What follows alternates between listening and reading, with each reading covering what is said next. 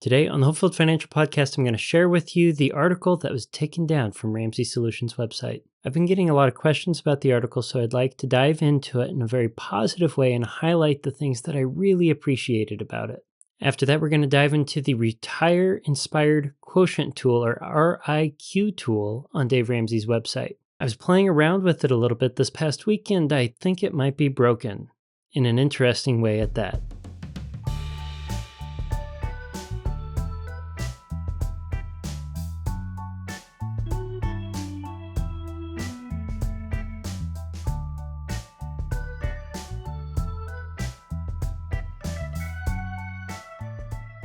Good morning and welcome to the HopeFilled Financial Podcast. My name is Jay Disberger, your one and only super nerd, hyper goober, your one and only HopeFilled financial coach, and I'm happy that you're here with us today. Okay, since the last time I recorded, a lot has transpired, a ton of things that I would have never expected. First and foremost, the efforts that I've made to change Dave Ramsey's mind on 8% safe withdrawal rates really blew up on the internet.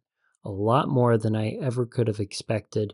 And there's been some negativity about it that I've seen floating around there, but there've also been some solid, genuine curiosities that I've been overjoyed to see. I've seen some of you in the comments genuinely asking why Dave is wrong here and seeking answers so that you can better understand your retirement plan, so that you can better understand your own finances with the end in mind. I think that's awesome.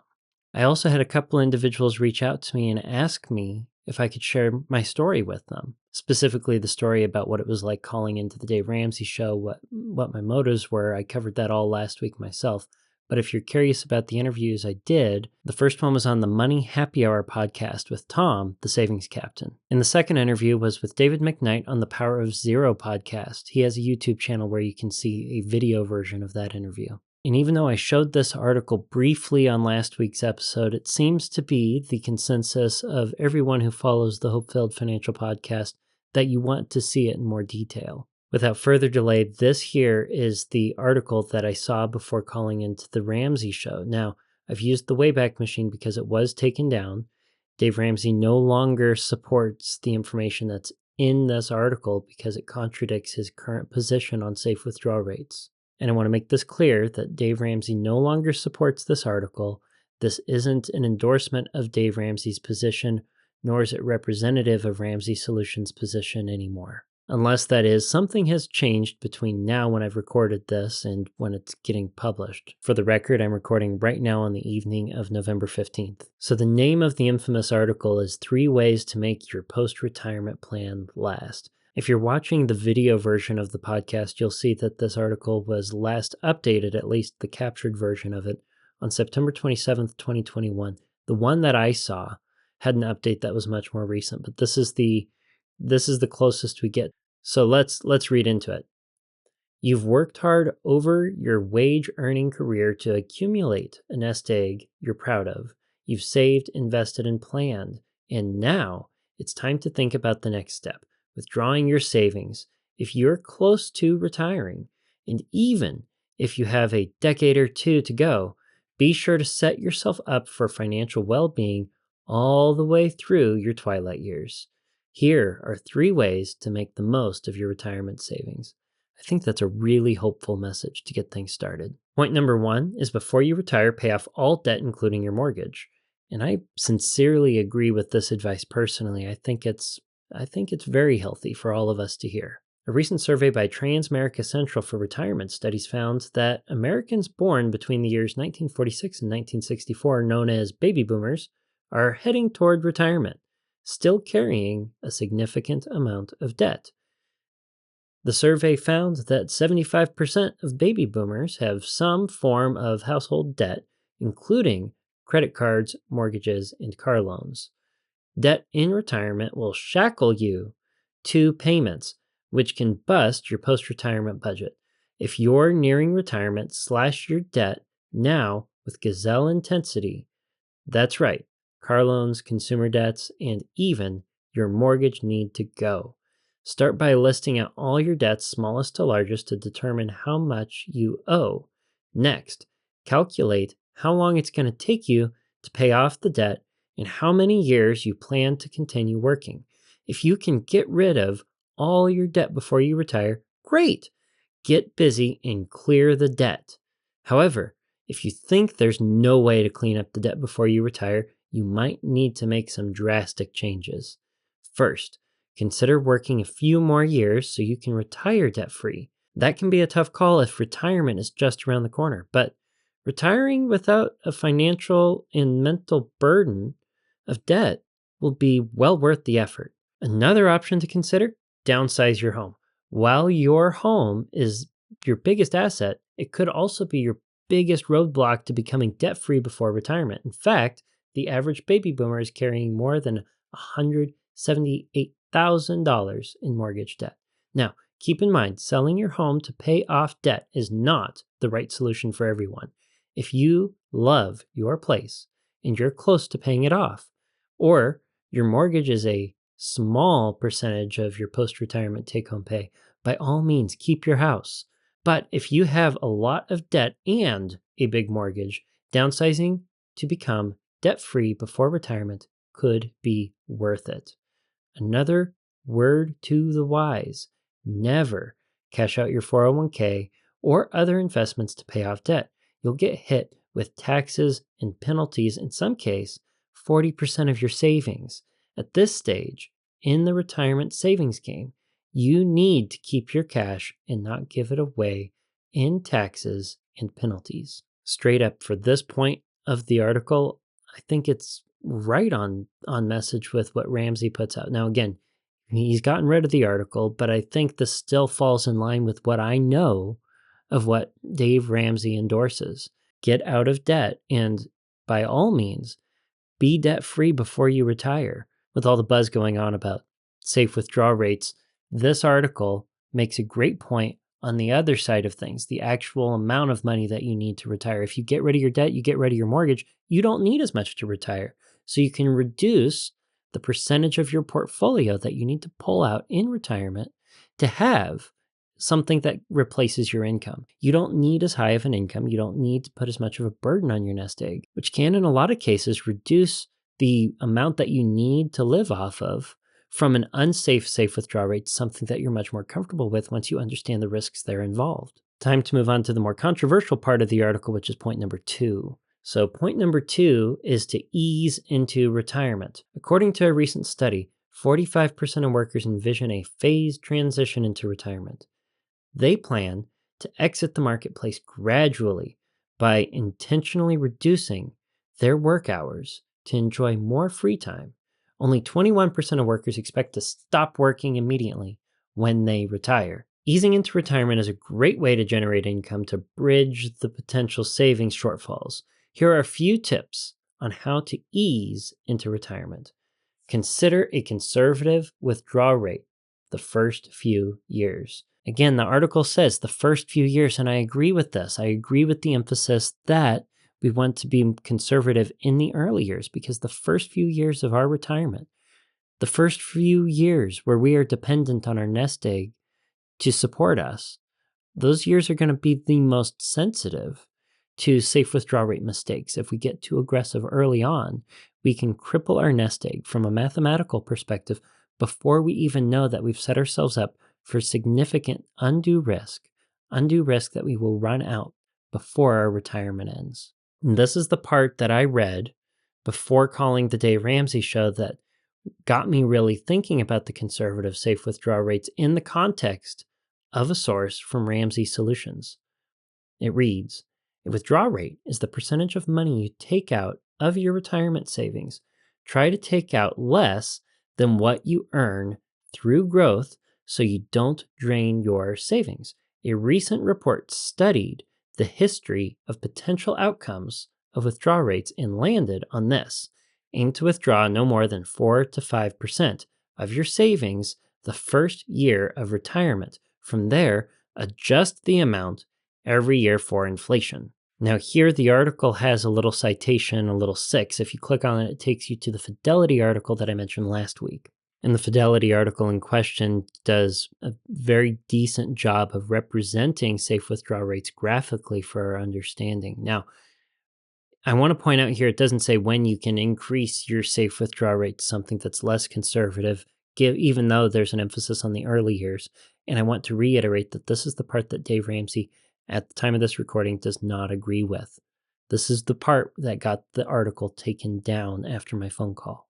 The next part of the article says, take on side work. If you are ready to leave the workforce but want to earn extra cash to use for vacations and fun money, take on a side business you enjoy. According to the Transamerica report, 65% of workers dream of traveling, followed by spending time with family and friends, 57%. So, take on an enjoyable hobby that can generate a little bit of revenue to cover extra expenses. That's less money you'd have to use from your savings. If you take out a lump sum, stay conservative with your withdrawals. If you have $500,000 saved for retirement and you take out $60,000 a year, you'd have enough money to last over 11 years. However, if you took out $48,000 a year, you'd have enough money to last over 18 years. Keep in mind, every situation is different. Each investment comes with its own unique tax implications and withdrawal fees. So be sure you check with your advisor to understand what's required when you withdraw your funds. Bottom line, create a plan with the help of your advisor that makes sure you have enough savings for a comfortable retirement. I like everything that this part of the article has to say. I especially appreciate the idea that, while in retirement, you can still generate some income in order to reduce the burden on your nest egg. Now, I'm not necessarily endorsing that you plan to depend on having some sort of hobby side work or part-time work in retirement, because some of us will run into health situations that makes it very difficult for us to continue working in our retirement years.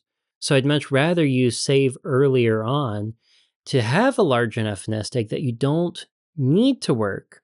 You choose to work because you want to. You do it because it's something that's fun.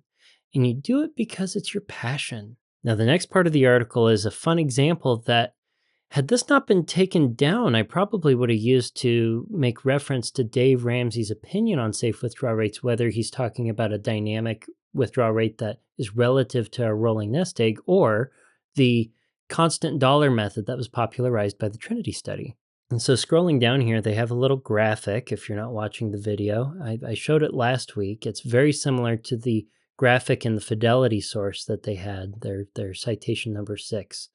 But they basically outline exactly how the 4% rule works with the constant dollar method. I'm not going to bother rereading through the whole thing. You can look up constant dollar method stuff in the Trinity Study if you're not familiar with it at this point, or go back to some of the past episodes where I've covered retirement. But they call out the source as Fidelity Investments 2017. That'll take us to now the third part of the article. Know what you have in retirement savings. It's important to have a comprehensive understanding of how much you have saved for retirement, as well as how much you'll need for the future. The Transamerica study found that only 1 in 4 workers have a written financial strategy for retirement, while almost half, 44%, are guessing how much money they'll need in retirement. That's crazy. Get with a financial advisor if you don't already have one to compare the amount you have saved for retirement to the amount of savings you'll need to carry you through your golden years. An investing pro will help you gain a clear picture of what you need to do now to get those numbers lined up by the time you retire. If you're a few years away from retiring, you can estimate your monthly Social Security benefits. Otherwise, if you're decades away from retiring, you'll need to save and invest as if Social Security won't exist in the future. If it does exist, treat it like a bonus. I can get behind that approach because we really don't know what's going to happen to Social Security in the future. It's not a guarantee, even though it has a purpose for existing. It's also a conservative way to make sure that if you fall short of your goal, well, Social Security can catch you for the little bit where you fell short, and you might still be able to retire on time, assuming it's there. Keep in mind that As it stands now, the average Social Security monthly benefit for retired workers is $1,543. Now, recall this is back in 2021. Inflation's way gone up since then. That means if your pre retirement annual income is $55,000, right now, Social Security will only replace about $18,500 of that for your annual income. That's not a lot.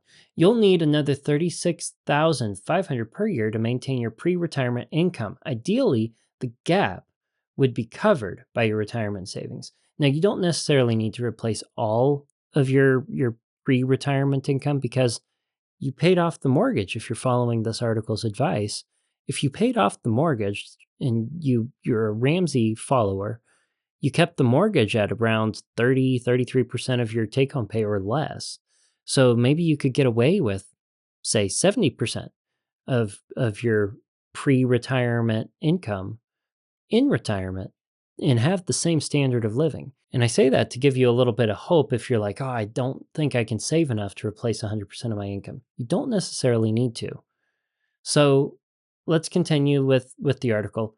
A sample calculation shows that 36,500 multiplied by 20 years of retirement comes out to $730,000, the amount you'll need in savings to bridge the gap between Social Security benefits and your pre-retirement income. Now, that's an interesting approach here. The math that was done to calculate what you need to bridge the income doesn't necessarily assume there that it's invested and continue growing. And I can understand why Ramsey might take that down. He endorses that you keep your nest egg invested and live off of the interest that it produces. And that's also what the 4% safe withdrawal rate endorses. Maybe this is an approach to say that assuming that you don't tear into it at all, you know that you can at least make it 20 years if you just kept the cash and hopefully the growth keeps up with inflation and you invest more conservatively. It doesn't say that explicitly in the article, but it's kind of interesting to find that here. Moving on.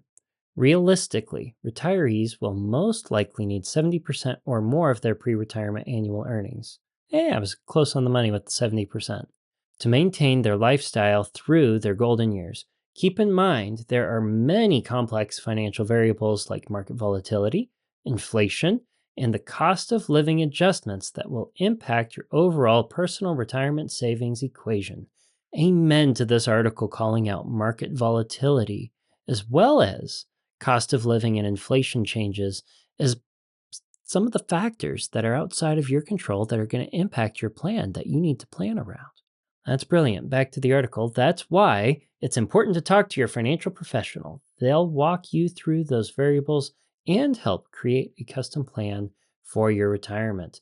And at the very end, there's a nice little blurb telling you to work with a financial investor and a SmartVestor Pro, the kind of thing that you'd see on a Ramsey website when they have an article talking about retirement. So that is it. That is the article that got taken down. And I share it with you to satisfy your curiosity on it and also to provide evidence that there was an article on Dave Ramsey's website that endorsed conservative safe withdrawal rates and had the wherewithal to constantly go back and reference that your retirement plan is specific to you. And it's important to draw up your plans with someone who understands it and to do your due diligence to better understand your retirement plan yourself. Now it's time to move on to today's main topic and go over the Retire Inspired Quotient tool.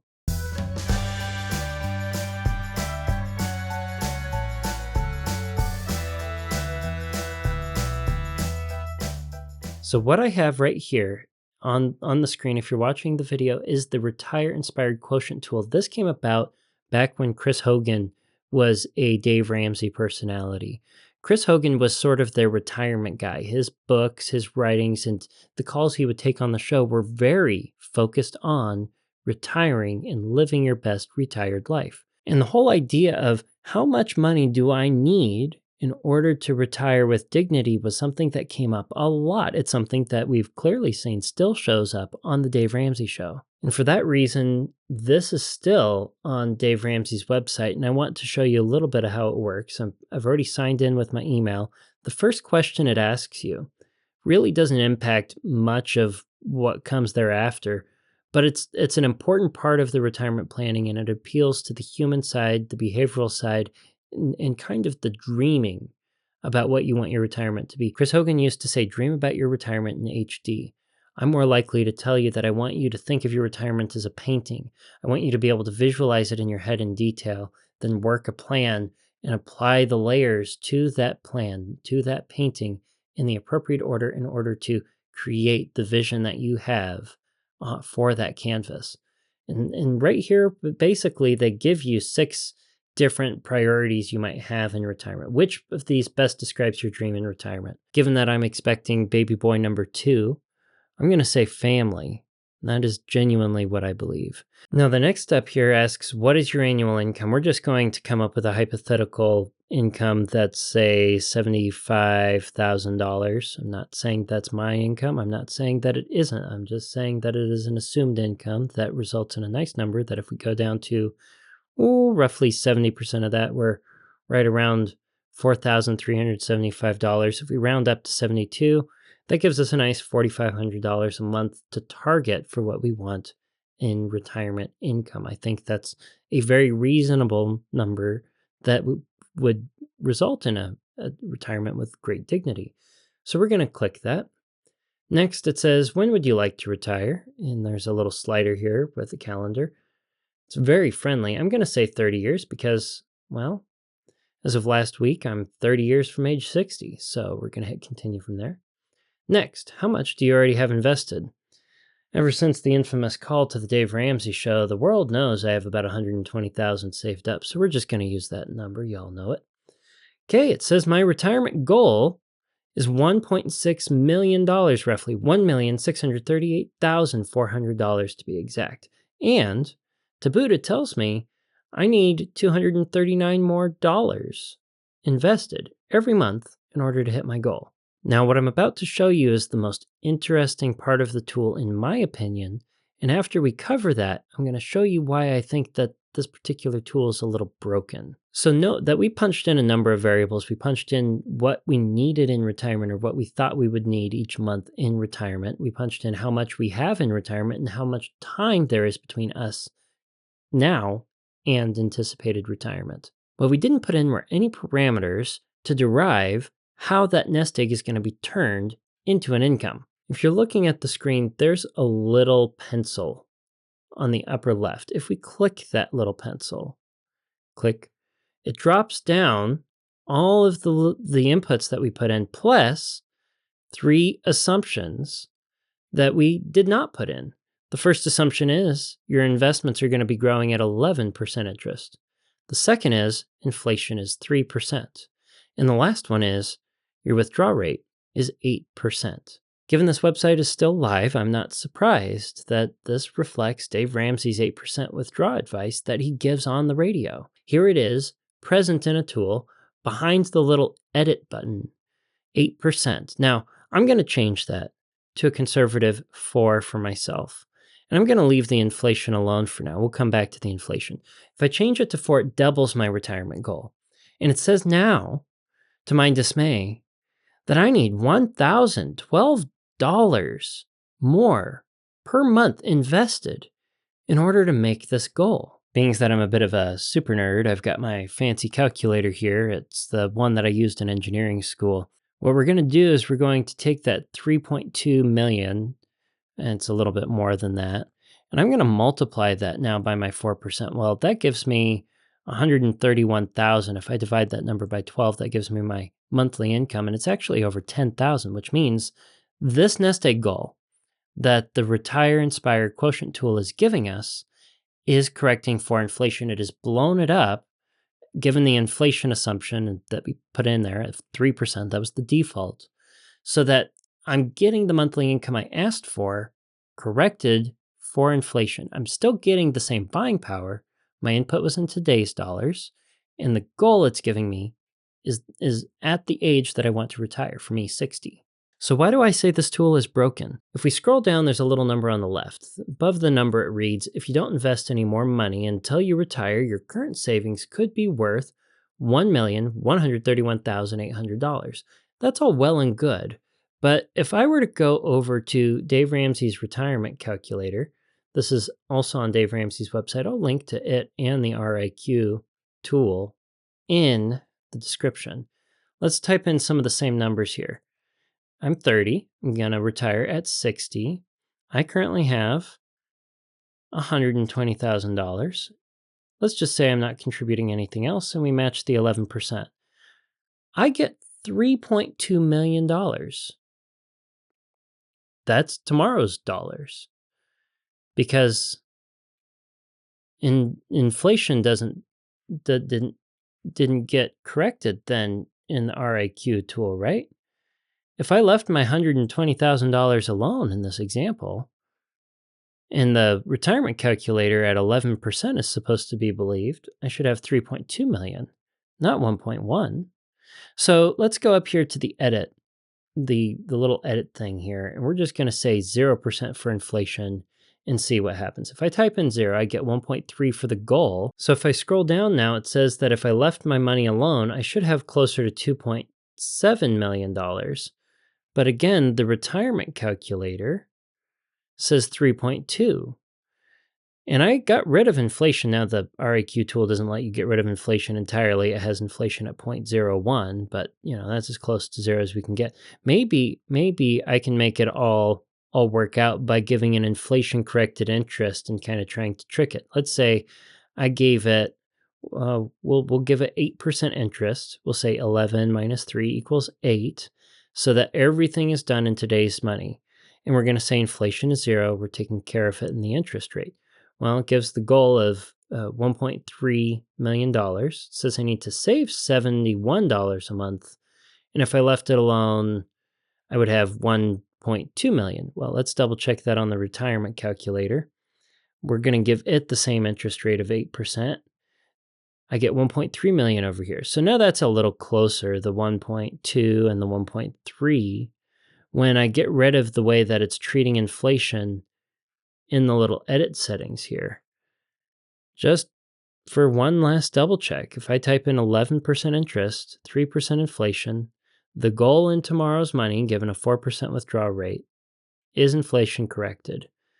But the one that's down here, I don't know if it is or isn't, because it doesn't match up with what I get when I toggle between the calculator, the retirement calculator, or not. And this matters to me because in the context of my question that I had for Dave Ramsey, I was trying to figure out if I hit coasting financial independence, and I'm using the retirement calculator in order to do that, to figure out what I'm going to have.